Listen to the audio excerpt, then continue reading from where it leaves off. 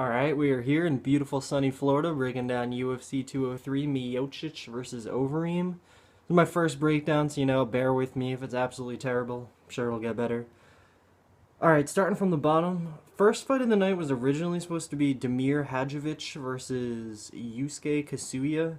I'm not sure why this fight got moved. I think it was visa issues on Damir's part, but New first fight of the night, Drew Dober minus 170 taking on Jason Gonzalez plus 150.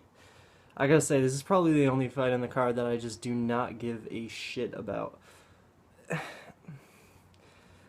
Although I gotta say, Drew Dober, I've predicted every single one of his fights correctly in the UFC. He was originally supposed to fight Eric Koch. Eric Koch would have just completely tuned him up. I usually like to fade guys who get caught in standing guillotines, especially by Efrain Escudero.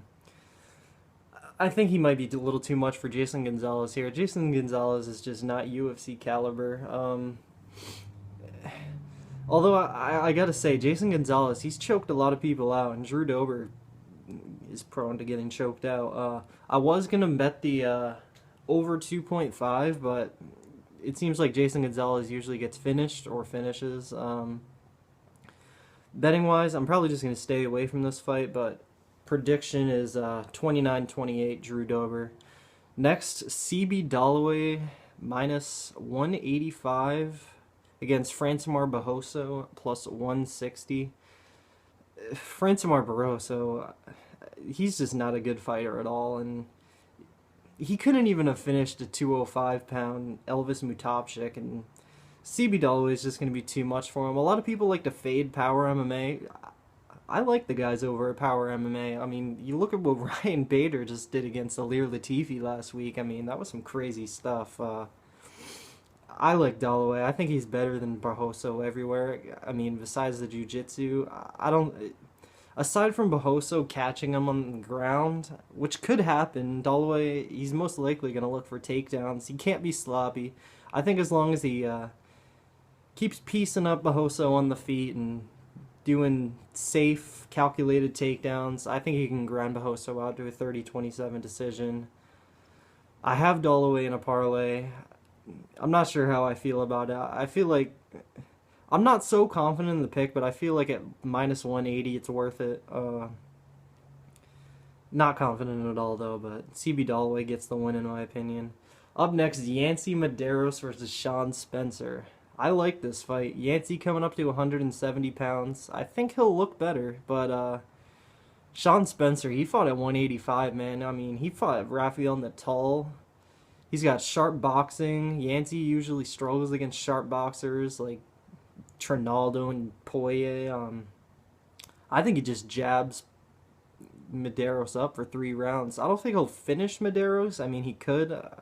Medeiros showed such a good chin against his fight in Trinaldo. But then again, he got punched out in that fight against Poirier, so you never know. But I like Spencer 30-27 here. And I do have a unit on Sean Spencer at plus 120.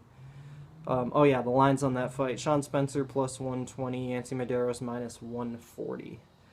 I expect that fight to be picking by the time it happens, but yeah, I think Sean Spencer pieces him up on the feet.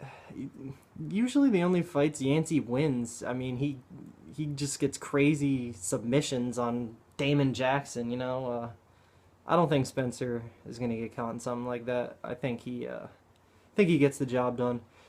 Next fight was supposed to be Ian McCall versus Ray Borg. I loved this fight. I could not decide who I was going to pick.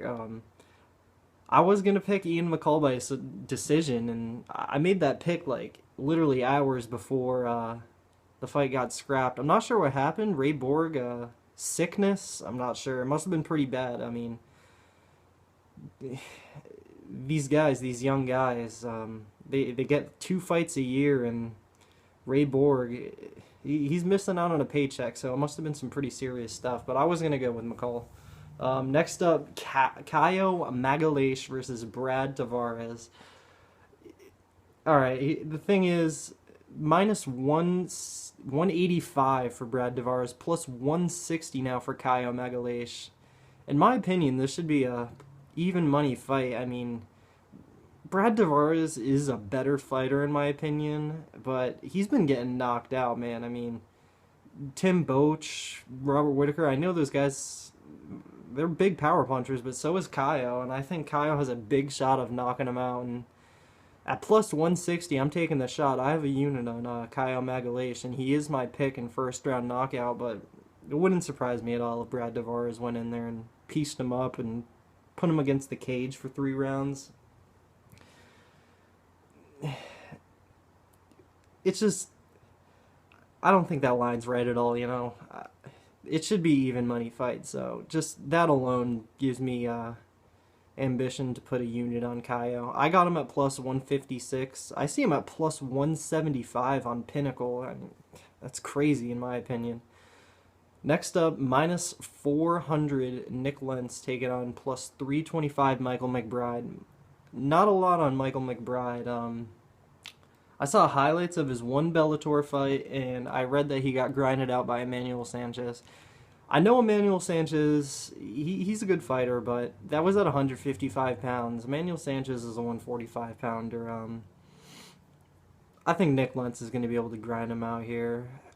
I'm not entirely confident just because I don't know everything Michael McBride has to offer, but it should be an easy win here. And I have Nick Lentz in parlay with... Oh, I have him in a parlay with Mickey Gall. Yeah, I have Nick Lentz 30-27 decision. I think he's just going to be able to grind McBride out here. McBride, he's going to have the UFC jitters. I just don't see him beating Nick Lentz in this spot.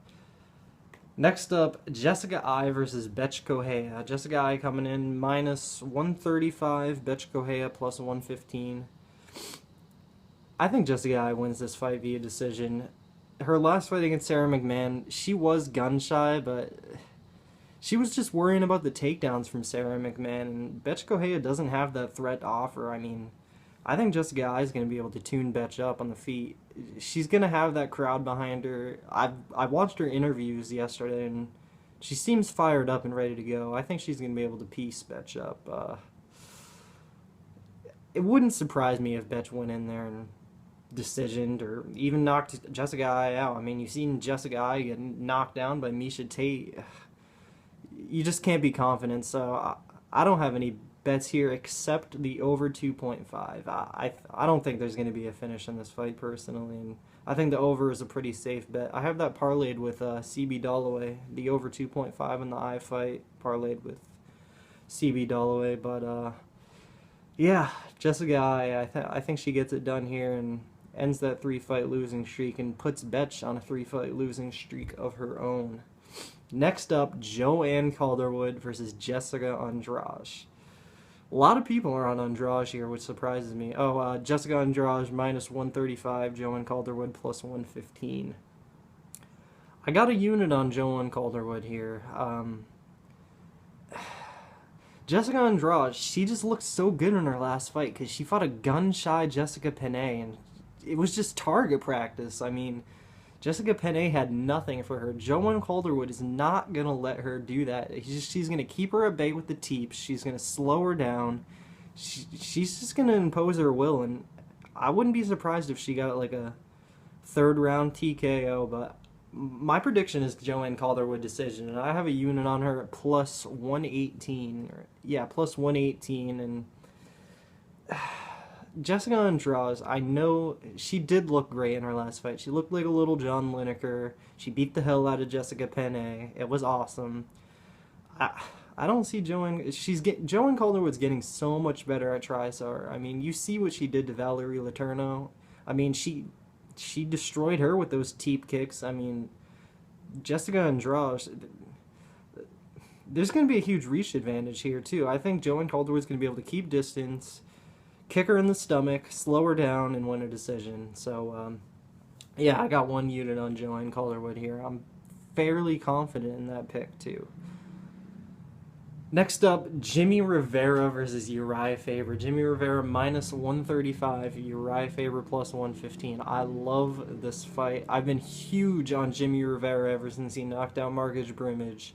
I picked against him in the Pedro Munoz fight. Pedro Munoz and Jimmy Rivera, I say in 3 years. They're both in the top three in that division. I rewatched the Rivera Munoz fight. I know it was a split decision, but I thought it was pretty clearly 28-29, or 29-28 Rivera. He looked good in that fight and looked even better against Yuri Alcantara, who's a big, long veteran, just like Uriah. Well, Uriah's not long, but veteran like Uriah Faber. I mean, I don't think Uriah Faber has that fire anymore. I mean, I think that fight against Dom at 199, I think that was really his last shot. I mean, you see him talking about Cody Garbrandt more than you see him talking about himself. I think the younger, hungrier Jimmy Rivera pieces him up on the feet. I just don't see Faber winning this fight. I think Jimmy Rivera. A lot of people talk about his punching power and his boxing, but he has very good leg kicks. I think he's going to be able to style on Faber for 3 rounds on the feet. I mean, you can't count out Faber though. You know, there's a reason why this line is so close. He could catch Jimmy Rivera on a guillotine. He's done it before. But I see Rivera winning this fight pretty easily.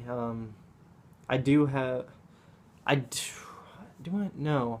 I have Rivera in a sneaky little parlay with Joanne Calderwood and CB Dollaway at plus 500. I just threw a half unit on that for the hell of it.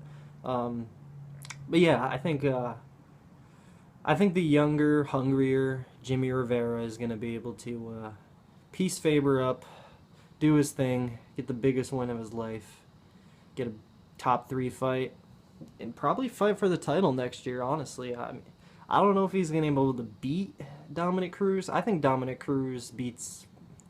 I can't see Dominic Cruz losing that belt to anybody. I mean, Cody Garbrandt, of course, he could hit him with the big shot. I'd love to see Cody Garbrandt versus Jimmy Rivera. That would be a hell of a fight, but looks like Cody Garbrandt's getting that next title shot. Next up, CM Punk versus Mickey Gall. I can't believe I'm talking about this fight right now. CM Punk, he has balls. CM Punk has balls. I'll give him that. The line, plus 360 CM Punk, minus 450 Mickey Gall. Luckily, I was able to get Mickey Gall in some parlays at minus 350, something like that, 340. But CM Punk's an old guy. He's a beat-up wrestler. He's an average athlete. I watched some of CM Punk's wrestling, his fake wrestling matches to prepare for this fight. I didn't see any great athleticism out of him. I think Mickey Gall's gonna tune him up here. Can't believe I'm talking about this fight. Mickey Gall, he's probably gonna put him down with a big left, big right, and choke him out in under 2 minutes. And CM Punk, he seems like a cool guy based off that documentary series, you know. If I didn't have money on Mickey Gall, I'd probably be rooting for CM Punk here, honestly. But, yeah, not a lot of technical talk on this fight. I mean, we don't know anything about CM Punk. We've seen about, a combined 2.5 minutes out of Mickey Gall. Yeah, I think Mickey Gall destroys him here. I mean, it wouldn't surprise me if CM Punk pulled something out. Mickey Gall, young, unexperienced guy, you never know. Another thing, I mean, Mickey Gall has been under the bright lights before. He fought in the UFC against Michael Jackson. I don't think CM Punk's gonna be starstruck, you know. He's fought in front of, 40,000 people before in wrestling, and I don't think he'll have jitters. I think he'll be a confident guy. He seems like a real straight shooter, but Mickey Gall's gonna be too much for him. Next up, Fabricio Werdum, minus 210, taking on Travis Brown, plus 175. The first fight, Brown just really had nothing for Werdum. It was bad. He 50-45'd him. Brown just had nothing for him. I mean, the first round was a little close. You could argue Brown did well in that round, but the only way I see Travis Brown winning this fight is if he catches Werdum or if he's really made big improvements. And I don't think he's made big improvements under Edmond. I mean, you see what Kane did to Travis Brown? I mean, Kane tuned him up. But No, I think after Werdum got caught by Stipe, he's not going to make any big chances. He's not going to go for anything crazy like the spinning heel kick Kane hit on Brown. That being said, I have Werdum by decision. Alright, not sure what happened there. Camera cut out for some reason. But yeah, man, I got Werdum by decision here. I think he's going to be able to piece Brown up on the feet for 3 rounds. 50-45 him last time. Other than Werdum hitting something crazy, which I doubt, after that Stipe KO, I think he's going to play it safe here and win a 30-27 decision. And that's a bet I have on. I have a 0.5 units on Werdum decision plus 185 to win 0.9 units. Yeah, man, I don't think Travis Brown has anything for Werdum here. I mean, it's heavyweights, you never know. Travis Brown can hit him with something crazy. But, yeah, I think Werdum here is a pretty safe bet. 30-27 decision is my prediction. Next up, main event of the evening. I love this fight. I cannot wait. Alistair Overeem plus 125 versus Stipe Miocic minus 145. I think it's Overeem's time. I love the way he's been fighting lately. I think this is the Overeem that everyone was hoping for after he KO'd Brock Lesnar with the liver shot. He's just been fighting so good, man. Nice and patient, using the diversity of his strikes. I think he's gonna be able to piece Miocic up here. My prediction is a 50-40 or 49-46 decision. I just don't think Miocic has anything for him on the feet here. I think Overeem's going to be able to keep him at bay with the kicks and just piece Miocic up. A lot of people talk about Miocic's wrestling and he's going to be able to take Overeem down. Overeem has a very, very good ground game. I think if Stipe gets frustrated after taking some big shots, he could get caught in a submission, man. I would not be surprised at all if Overeem won this fight by submission, but I like Overeem decision here. I think he's going to be able to win that strap and be... I think he's going to be able to be that long-reigning champ, too. I mean, the fight I really want to see is Cain Velasquez versus Overeem. I think that would be the heavyweight fight I would be most looking forward to ever. I mean, that's the fight right there, Overeem and Cain. But yeah, I think Overeem gets that strap, man. I'm not gonna bet on it just because Miocic has that big power and Overeem has shown the glass chin in the past. Especially later in fights, man. Later in fights, he can get clipped. I mean, you seen that Bigfoot fight. Bigfoot just shit on him in that 3rd round. I mean, destroyed him. But I think the patient Overeem, I think that cardio is going to be a lot better. I think he's going to be able to... I think he can go 5 rounds here. But, yeah, that being said, quickly run over my plays here. I got 9 bets. I got 1.2 units, Gall round 1 minus 120. 1 unit on Joanne Calderwood plus 118. 1 unit Caio Magalaes plus 156. 0.5 units on Werdum decision plus 185. 1 unit on Sean Spencer at plus 120. I got 1 unit on Lentz Rivera at, I think it was plus 130. I got 2 units on Gall Werdum parlay at even money. I got 1 unit on Dollaway and Jessica I over 2.5 rounds, and a half unit on a sneaky little parlay of Jimmy Rivera, Joanne Calderwood, and CB Dollaway. But yeah, man, I'm really looking forward to this card. Awesome, close fights. I think it's going to be a hell of a night, man. But that being said, I'm going to get out of here. Like the video, subscribe, do what you can. Quick shout-outs to Rockstar Z, Best Fight Picks, Will Martin, Bookie Beatdown, all those guys. If it weren't for those guys, I probably wouldn't be making this video right now. But, yeah, man, I think it's going to be an awesome night of fights. But with that, I'm out of here. Enjoy the fights.